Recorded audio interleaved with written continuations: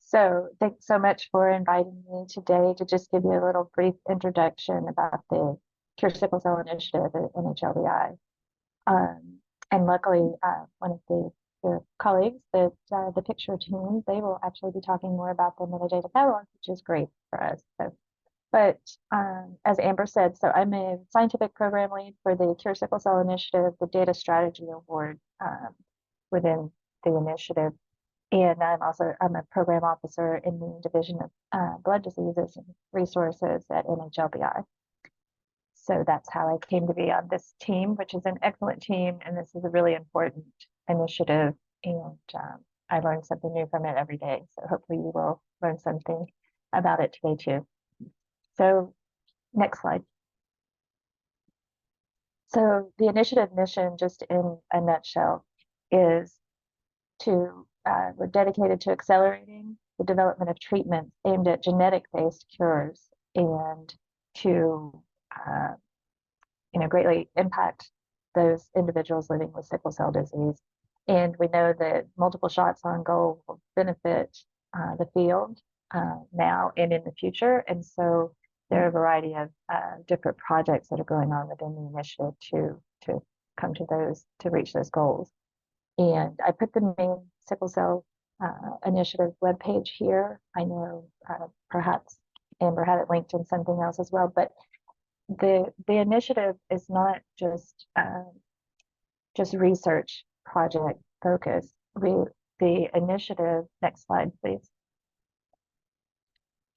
The philosophy was to bring the sickle cell communities together, not just focus on the research, because the most important part, truthfully, are the individuals living with sickle cell disease, their families, their providers and advocates in that arena, and bringing them to the table is the most important part of this initiative in our view. The research, of course, is very necessary and wanted, but the input from our community members is really what the initiative was designed to help facilitate. And so we're trying to bridge that gap between those impacted by sickle cell disease and the research by bringing together, again, the patients, families, and providers, but also the regulatory groups and industry and other federal agencies. So it's quite a feat, but so far, I mean, it's very exciting to be involved with that part of it and bring so many people to the table. So for all of us working toward, the collective mission of transforming the lives of individuals living with sickle cell disease. So next. So I've listed here some of the top priorities, and as you can tell from what I said before, the patient, provider, and community outreach component is one of our top priorities. And so engaging the community in information to help us design and implement, new clinical trials, getting their input on things that need to be considered before you ask someone to participate in a trial. While they're in trials, important things that need to be considered, and not just, as an academic researcher in my past life, not just focus purely on what's being done at the bench or what's being done, once they get to the clinic, but how it affects, all aspects of the community. So we work closely. We have a community input panel that includes sickle cell warriors and providers and family members. We have focus on educational materials and good help, from a variety of community groups to help us develop those and to disseminate information. There are webinars that are focused on mental health aspects and other, mental health aspects for not only if you're considering enrolling in trials, but just for the community as a whole. So this is a really impactful area of the initiative, in my opinion. So we have 2 ongoing clinical trials right now that are funded through the initiative. This is not to replace other sickle cell research that's being done and funded by NHLBI. This was to enhance and to help to fund things that maybe did not fit under traditional funding mechanisms. So there are lots of very amazing, and Brandon's going to talk about his research today, of course, lots of amazing research, projects going on that are funded by NHLBI that are just outside of the initiative, but are within the sickle cell disease arena. The 2 clinical trials within the initiative are going on now, and I'd like to talk more about the data resources, and because we're here for BDC, that I work with. And one of these is the metadata catalog that Amber mentioned, and that will be discussed later, and maybe you've seen before if you've worked within BDC. But the metadata catalog is what it sounds like. It's a resource for curation of data elements and study documentation for past and current studies of sickle cell disease populations. So it is just a catalog. It is not data. So you can't download data from there, but you can help to look at what's available and hopefully build cohorts or when you're developing your research projects. But the links from the metadata catalog will link you to BDC or where you can access the data, which is a great thing. And so there's over 31,000 participants cataloged thus far in the metadata catalog across 27 different studies. And I put the link here in case you don't have access to that. But it's amazing just perusing the volumes of information that are there, and help to stimulate different research questions or projects is our hope. And it's publicly available. So there's also the data standards and tools, or the common data elements and form, that when the initiative was first established in 2018, they knew that they wanted to come up with a standardized set of tools that could be used by NHLBI, funded researchers and others in the community to help start to standardize information that's collected on trials, and that would help to be able to compare across studies and to do analysis like what is being facilitated within BDC in the cloud environment, so that you can bring in a variety of different data sources and do your research. The natural history data resource is something that I'm one of the leads on. This is a resource that's being developed as a contemporaneous controls data set, so that we have individuals from as 8 different sites that are participating that were a part of the SCDIC Sickle Cell Disease Implementation Consortium, that using these common data elements, collecting information on participants with sickle cell disease that have not undergone curative therapies, so that we can hopefully use this data resource, or researchers can use this data resource in informing future clinical trials and having controlled cohorts for that. So that's ongoing data for that. The first data set will be provided to BDC in after the first of the year, so in February. And we've got a variety of other things on this slide that are listed, but I could talk about the initiative all day. And I'm just here. I don't want to delay Brandon's talk anymore. But if you have any questions or see something on these slides that you want additional information, feel free to reach out to me or reach out to Amber, and she can get with me, and I'm happy to share more. Thank you. Thank you, Allison. And thank you again for joining us. Very important work that the Cure Sickle Cell Initiative is doing. We will make your contact information available on our forum post, which will also have our slides from today. I'll be posting those shortly. But I think we can take a minute if anybody has a question. I'm going to end our poll as well. If you have a question, feel free to put it in chat, raise hand, or unmute yourself, and we can take a moment before we move on. If there's questions for Allison. Thank you again. Yeah, thank you. And thanks for putting all those links in the chat for that. That's great.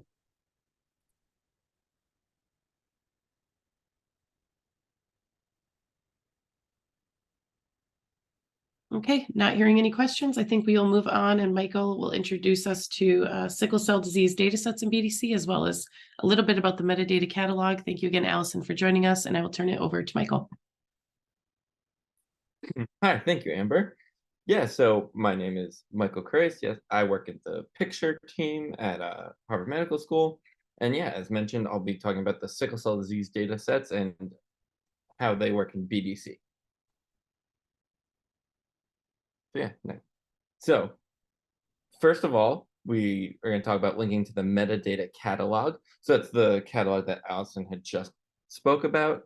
So this is, once again, a public tool, and the link is right here on the slide. So what it allows users to do is you can search different data sets related to sickle cell, and you can browse at study level information, such as like the study overview, inclusion criteria, documentation, publications.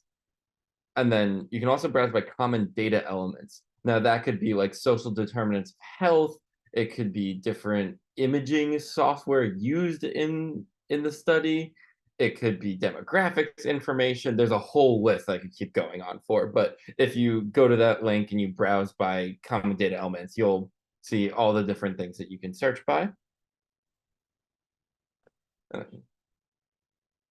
Yeah. And then the next part is linking the metadata catalog within BDC. So BDC Picture links these sickle cell disease related studies to the metadata catalog. So what you're seeing on screen is a view from the Picture UI.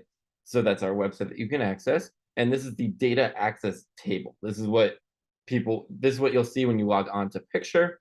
It usually contains a list of all studies available in Picture, and then on the left side, it has the access column, which shows whether you have access to it or not. Right here, this view is filtered down to studies that include sickle cell disease and information. We did that by using the search function. And if you look at the additional information column here, the Cure SCI metadata catalog is linked for all studies that have data in that metadata catalog. So this is a list of currently the data sets in BDC that contain sickle cell data. So there's CSSCD, HCT for SCD, MSH, all the ones that you see on screen with an explanation. And big thing to point out at the bottom of the screen, bring your own data set.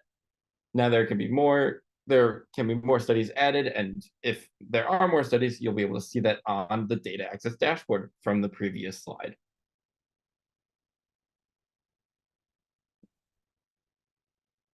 Now I'll hand it off for what we're really here for, an example and presentation. Yeah, and I'll let Brandon screen share. So I know he's going to provide a short demo for us, I believe, as well. In the meantime, if anybody has questions about the metadata catalog or the sickle cell data sets we have in BDC, we can take a few moments if you have any questions for Michael or about data in general in BDC. While that's happening, could I get screen sharing permissions? Yeah. Oh, hold on. Sorry about that, Brandon. No problem. Should be good to go now. All right. It wouldn't be a virtual meeting if there wasn't some type of technical difficulty, right? I guess not, but it should be appearing now.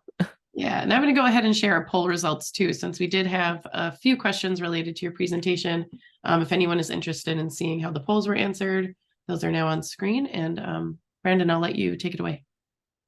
Okay, sounds good. Well, thank you everyone for joining our session today. My name is Brandon Lee. I am a PhD candidate at Duke University. I work with Dr. Allison Ashley Cook in the Duke Molecular Physiology Institute here on sickle cell disease. Our lab covers human genetics broadly. We look at the genetic modifiers of various human genetic diseases, and the projects of my interest are sickle cell disease. Today, I'm going to present to you an outline of the projects I've done on Biodata Catalyst, as well as some of the context behind what we're doing, what I've found, and maybe what some of the hopeful next steps are. So that is the scope of my project. I guess at any point in this presentation, feel free to put questions in the chat. I will be trying to look out for them. And if I see them, I'll make sure to address them before we move on. So please chime in with anything at any point. Just make sure you type them in the chat so I can see them. With that, we can move on.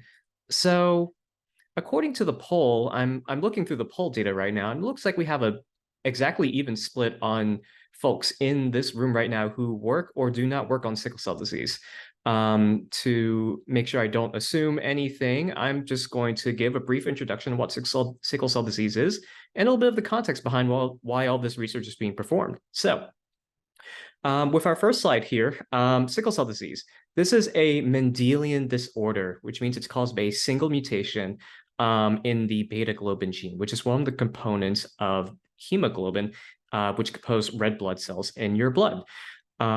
This is a very classical genetic mutation where you need 2 copies of this mutation in order for a person to have sickle cell disease.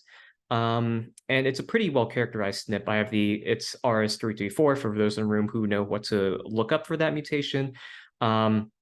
So individuals need to inherit 2 copies of it, one from the mother, one from their father, in order for that person to have the disease. The way sickle cell disease works is that red blood cells under this condition will quote unquote sickle under hypoxic conditions. That means that the red blood cell goes from being this normal round shape to a literal sickled shape, which is where the name comes from. With normal red blood cells, your blood flows normally. The red blood cells flow freely through your arteries and veins and capillaries. Nothing significant happens there. But when your red blood cells are sickled, the physical shape, as well as some of their outside molecules on the outside of the cell will cause it to become sticky, one could say, which causes it to adhere to other cells floating around the blood. So other red blood cells, white blood cells, and platelets, and that together will also adhere to the walls of the blood vessels. So you get this, what we call vasoocclusion, which is literally just a blockage of your blood vessels. That causes a lot of downstream effects, which I'll outline on the next slide. What's notable about this is that heterozygotes at this locus, so for people who only have 1 copy of this mutation, exhibit malaria resistance, almost an immunity to malaria. This is why folks in the field have hypothesized that this mutation has evolved and persisted in humans to begin with, is that 1 copy of this mutation prevents people from dying to a malaria, which is very deadly contracted disease. It's not a genetic disease. But on the flip side, if you have two copies of this mutation, it causes sickle cell disease. There are multiple sickle cell types, the most common of which is hemoglobin SS. So 2 mutations of that mutation that I discussed before, 2 copies of that mutation that I discussed before. And we call this form sickle cell anemia.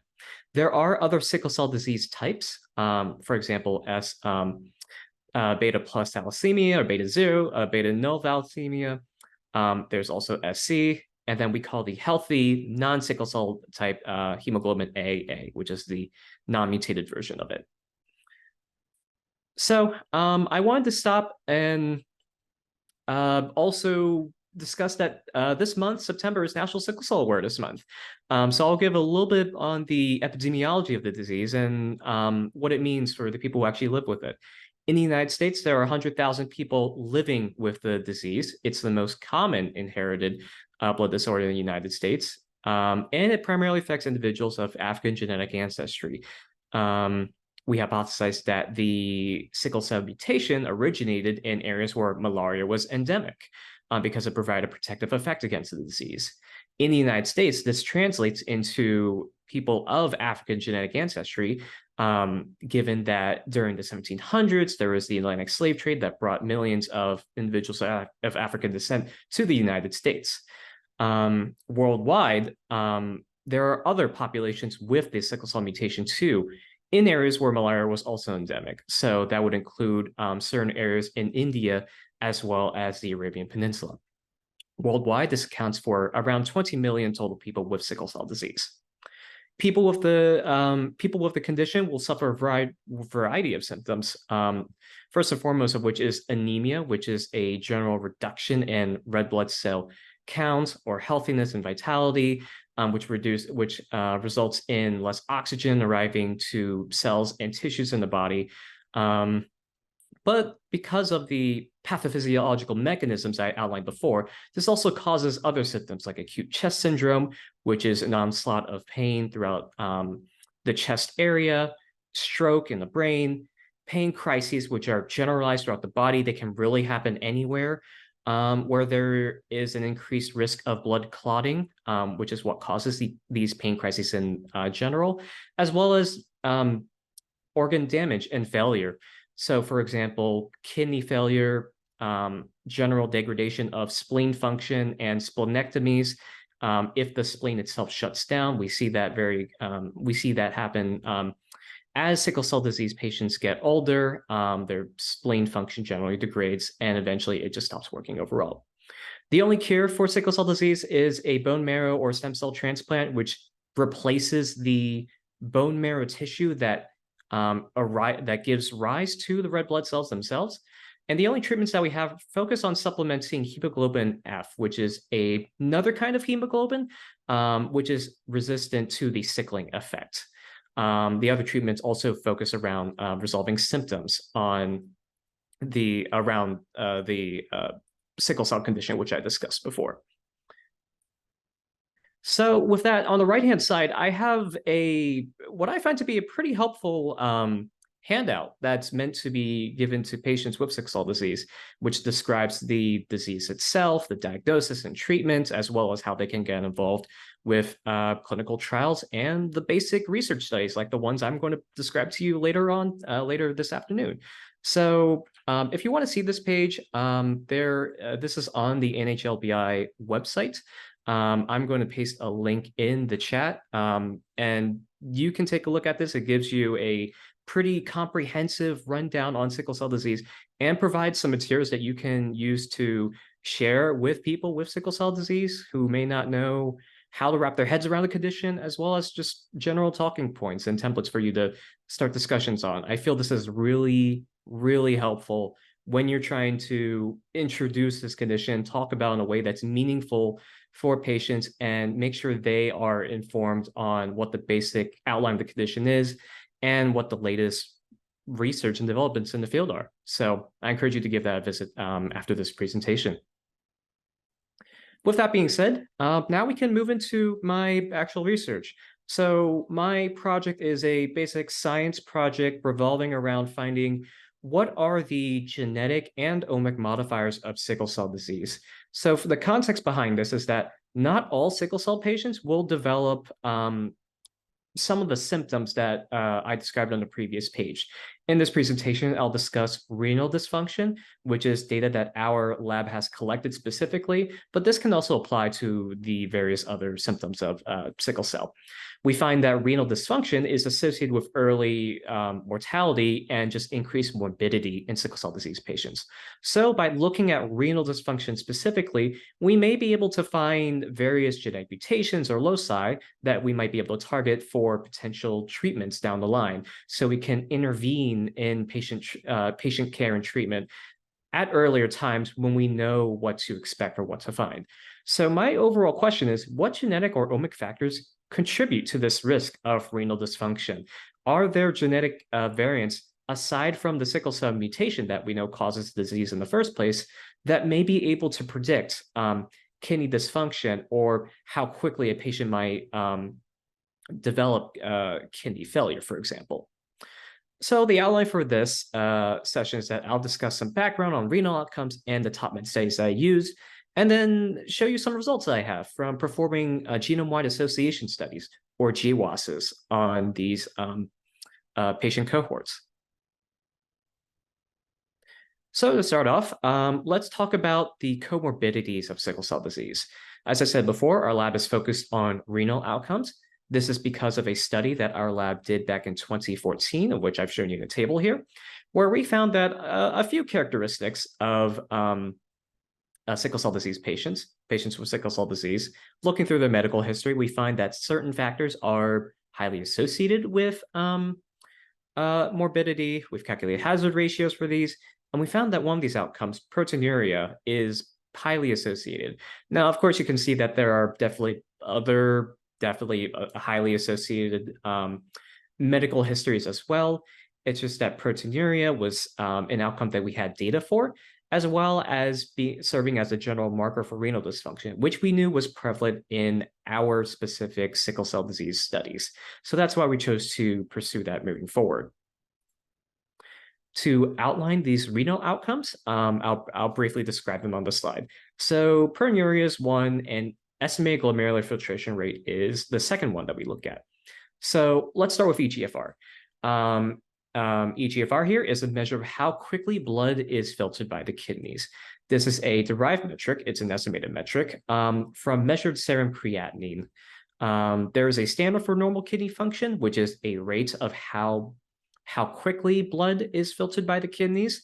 And this is calculated through an assortment of various formulas for GFR. The one I use here is CKD-EPI. Something I'll note here is that we looked at this and we decided to remove the race correction factor from this formula. For those in the room who know what this formula is, we found that the race correction factor doesn't really isn't really statistically significant for informing downstream outcomes and how the actual patient with sickle cell disease progressed from it. So it wasn't meaningful to us. So this formula is actually slightly modified.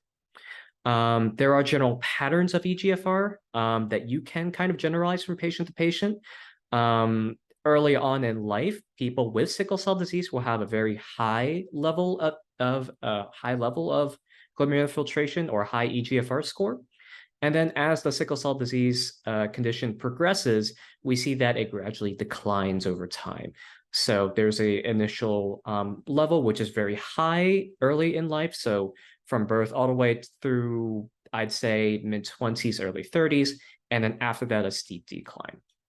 Proteinuria is the second renal outcome we look at, and this is the literal protein content of urine.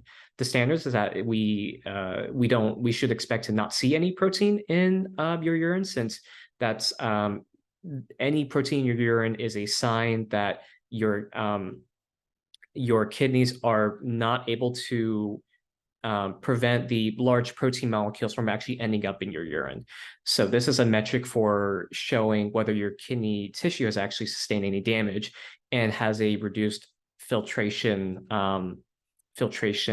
capacity or function. And we measure this through standard human serum albumin.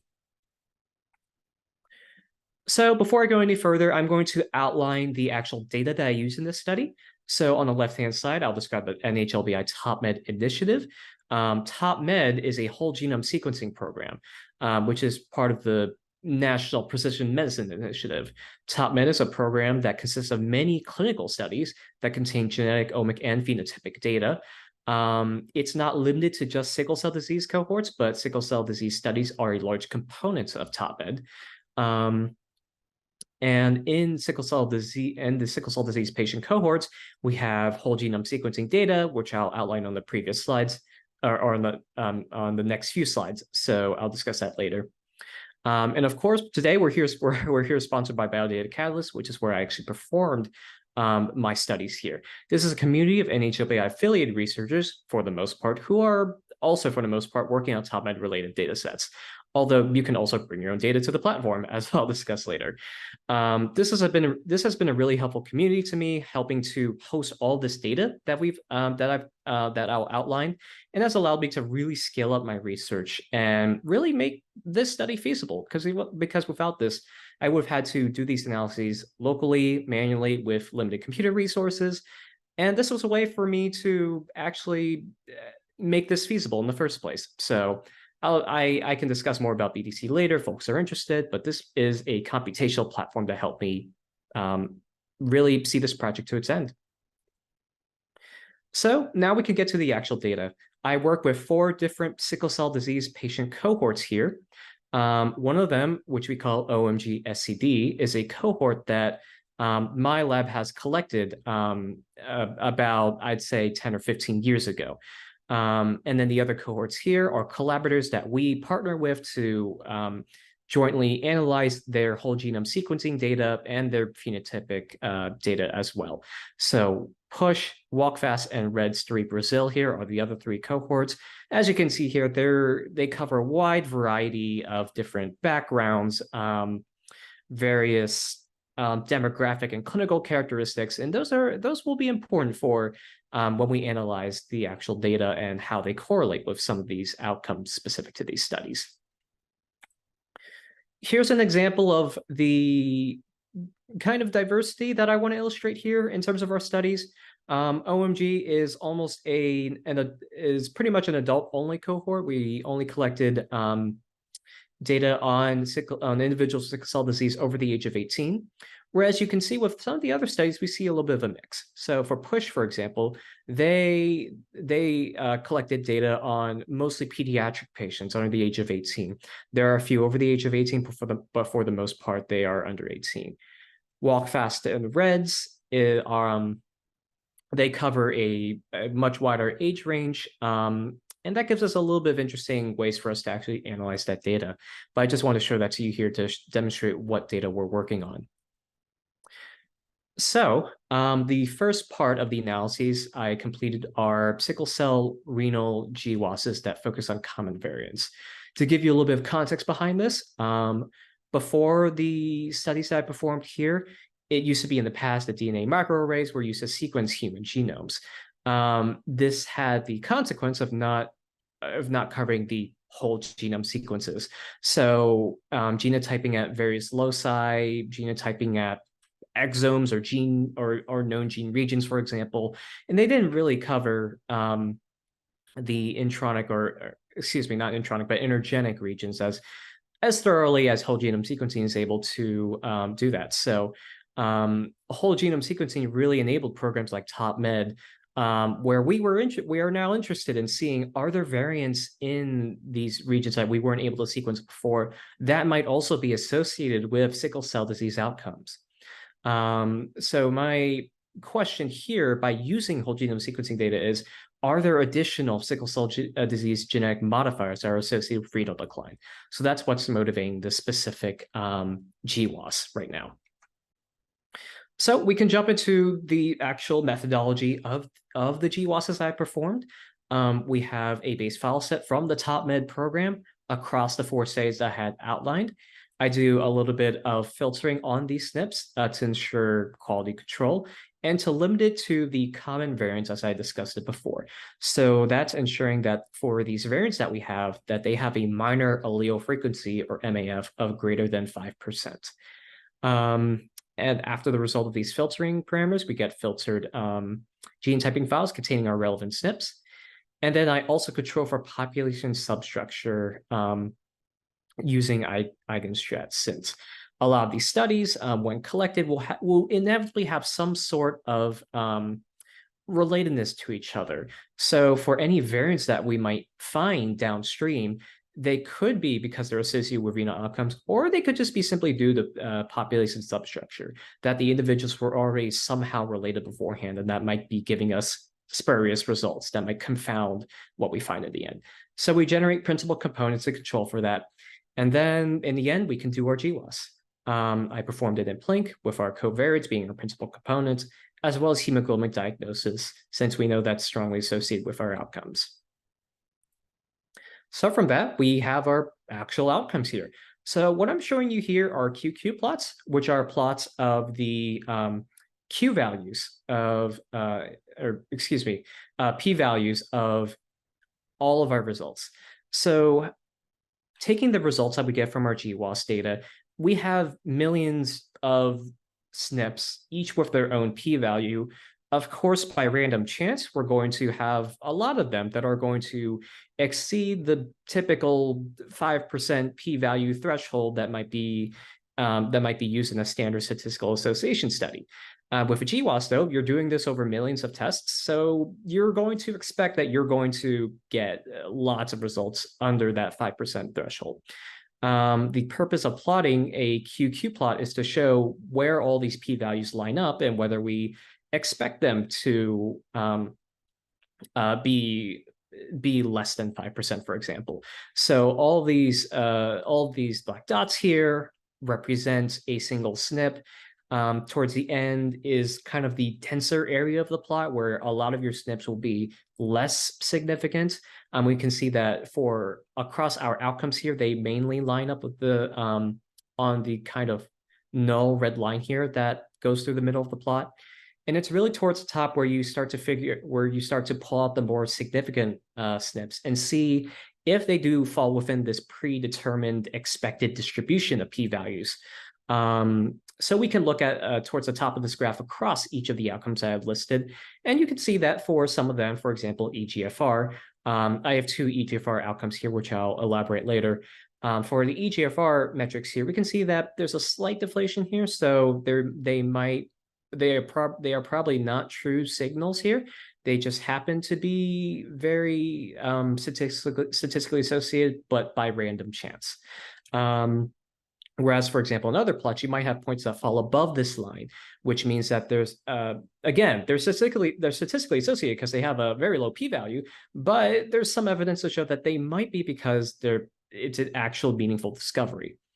And then for proteinuria, you might have interesting plots here where the line starts being above and then below, in which case we would say that we may or may not have a lot of confidence in these in this analysis per se. So I'll stop here and give a brief digression on our outcomes here. I had mentioned proteinuria, which is one of our outcomes. And then here is EGFR split into 2 different metrics. EGFR continuous is the exact metric that I described before. EGFR is an estimated score of a person's filtration rate, and that's the continuous metric since we use the literal value, the EGFR value. EGFR less than 90, on the other hand, is what you would get if you dichotomized the EGFR score into patients who had a score of less than 90 and into a group of patients that had a score of at least 90. So we found in previous publications that this might be a meaningful cutoff for determining whether people, regardless of sickle cell disease status or not, have renal dysfunction. So EGFR score, of course, is not sickle cell specific. You can measure this in any kind of patient, but we found that in previous studies and some of our own that a cutoff of 90 generally corresponded with renal dysfunction if you had a score of less than 90, which is why we also wanted to keep track of this outcome specifically.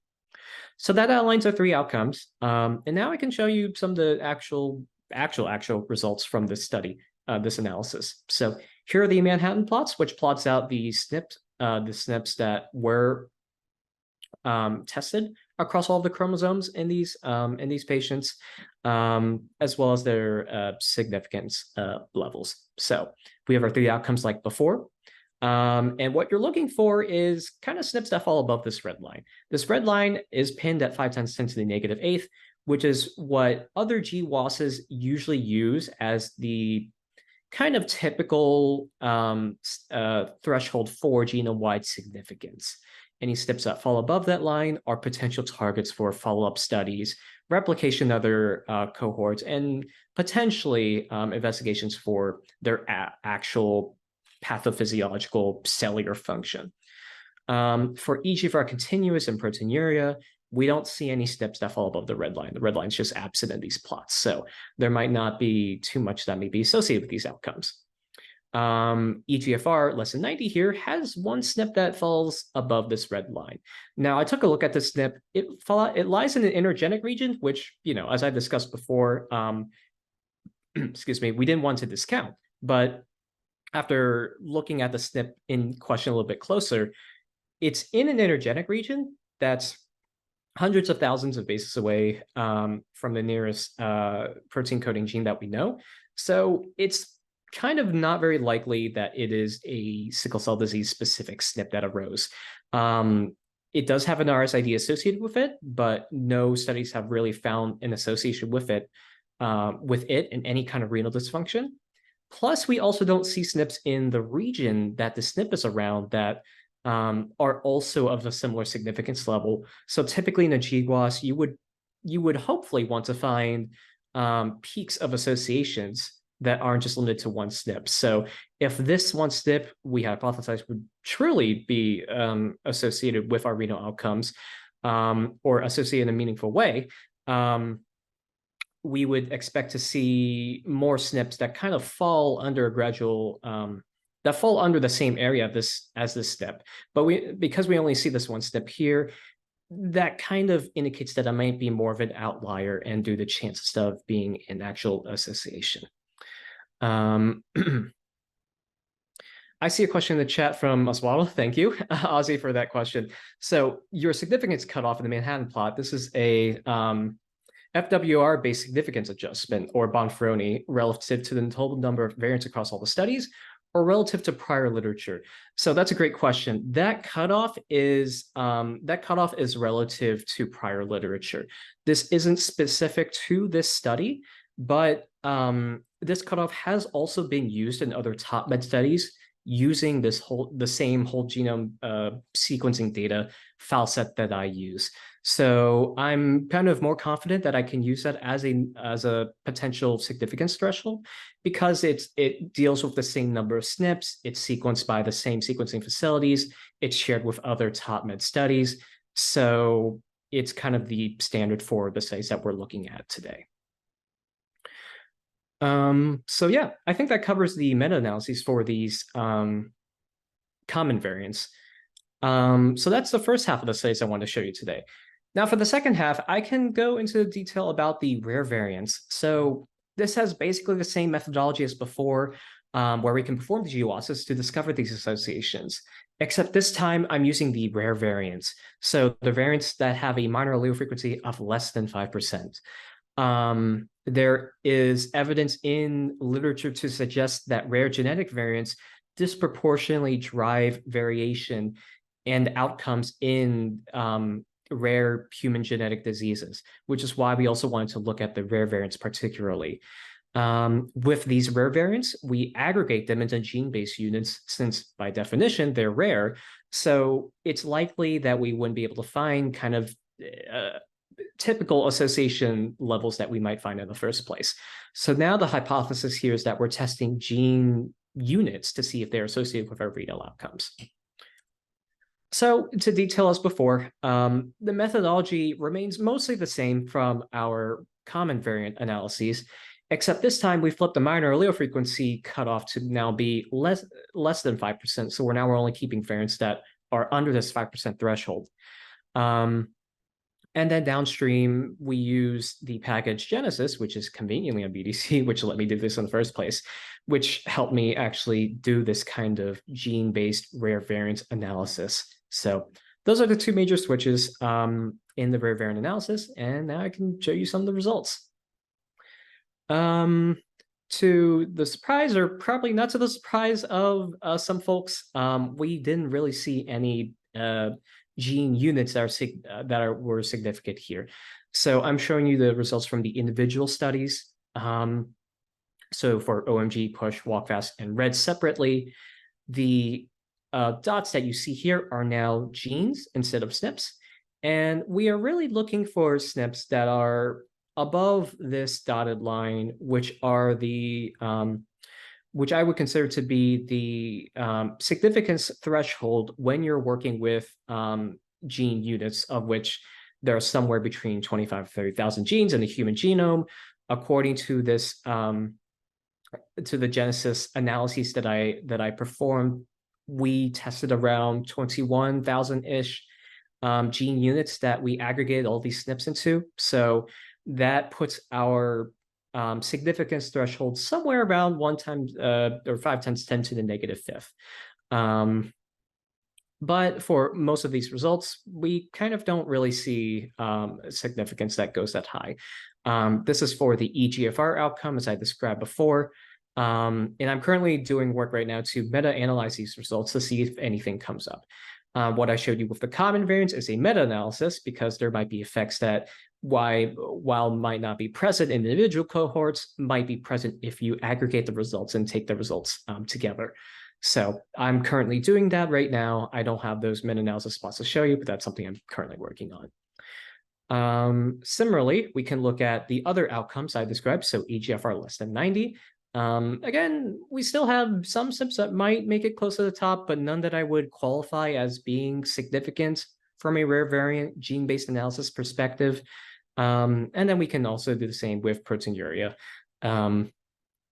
So again, there are a few areas that trend towards significance, genes that trend towards significance, of which some of these genes hopefully might be associated with our renal outcomes, but are ultimately not really known to be associated with renal function or dysfunction after looking through existing literature. So this is the current status of my studies. There's a few points I'm following up on, but overall, this is the data that I've performed on BDC, and I hope to actually get this written up and published at some point, which I'm getting close to. So these are the results I have to show to you today. With that, I'd like to end my talk. So I have a lot of people to thank, not all of which I can mention on the slide right here, but I work closely with a lot of the folks in my lab. I worked with my advisor, Dr. Allison Ashley Cook. I've worked with her over the past 5-ish years on the sickle cell disease projects. Melanie Garrett is a biostatistician in our lab, who's helped me tremendously understanding the scope of the sickle cell analyses that the lab has done before and what the work of this entails. Madison Strain is a fellow PhD student in our lab who I work with closely. And then Marilyn Helen is a clinician and researcher also at Duke, who has co-run the OMG study with Dr. Ashley Cook. So to those people, I have my explicit thanks. And then in general, I'd like to thank the folks at NHLBI, both the researchers, project coordinators in the top med program who gave us access to all of these studies, the folks at Biodata Catalyst, particularly the folks at Valsera and Seven Bridges who actually helped me onboard onto the platform and helped me perform these analyses, funding sources at Duke University, and last but not least, all the individuals with sickle cell disease who participate in these studies. None of this would have been possible. None of the studies at TopMed would be possible without their help, their willingness to contribute to the studies, for us to be able to pull whole blood samples from them and for them to consent to actually having us work with their genetic data. So thank you to them as well. With that, that's my talk, and I will take any questions. So thank you.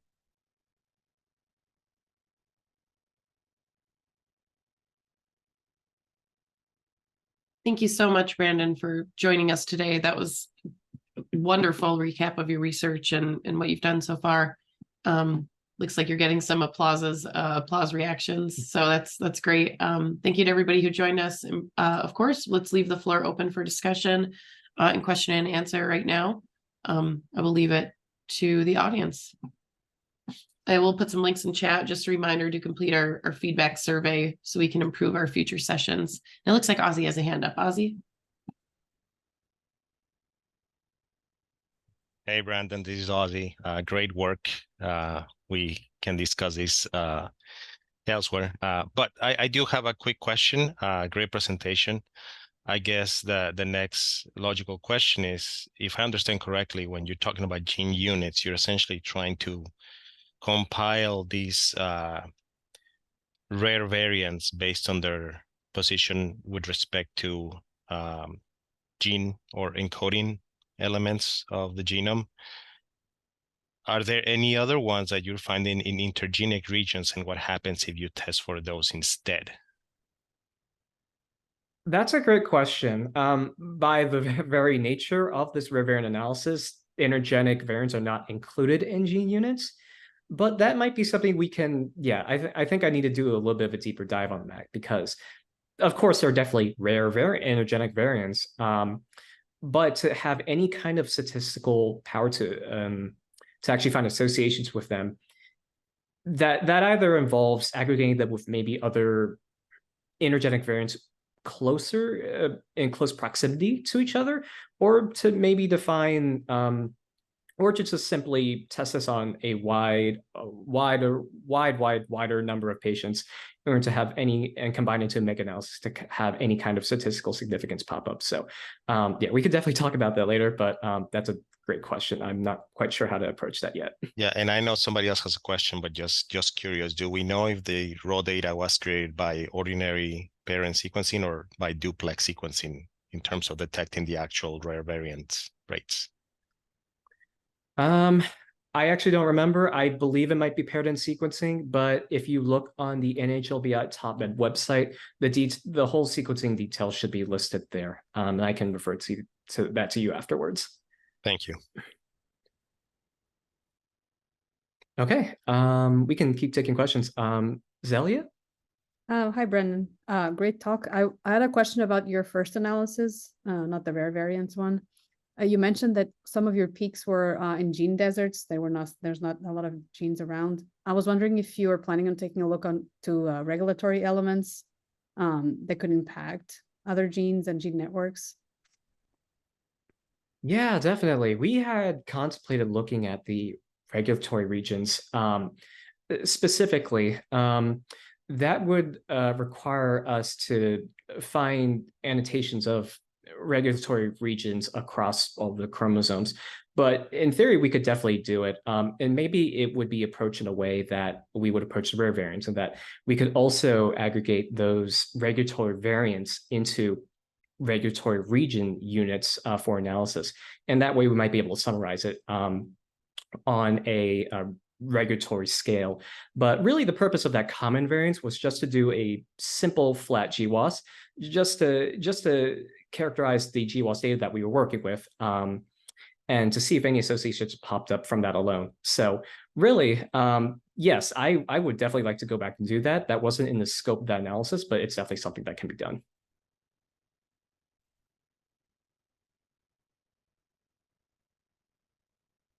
Fei Wan?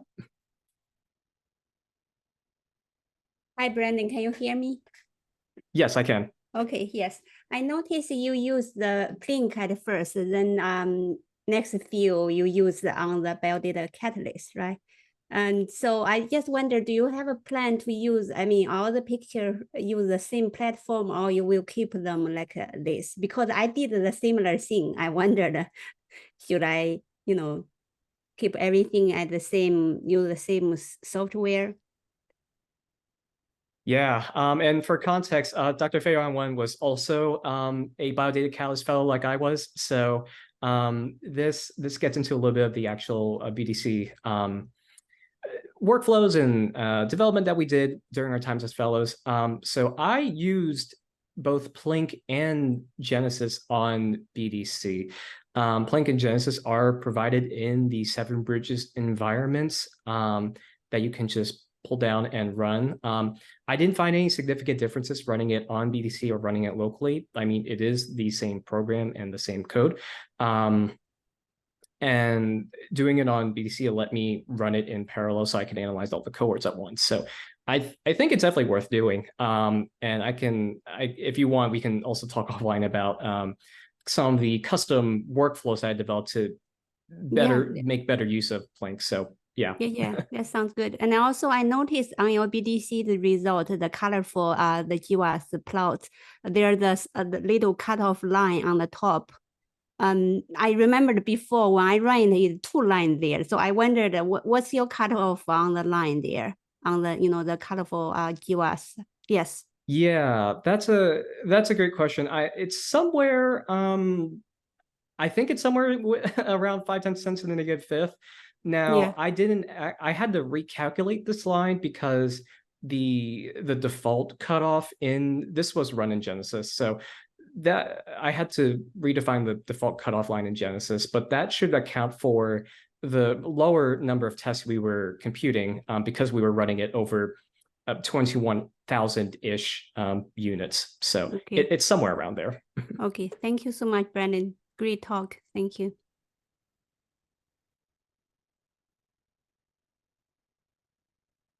Any other questions? If not, thank you very much for joining today. This work is constituting my dissertation, so I'm currently writing that up. So thank you to the NHLBI BioDataCast for letting me present this. And if you want to talk with me offline, my email just is down here below. Please feel free to send me an email if you want to talk with me about anything. So thank you.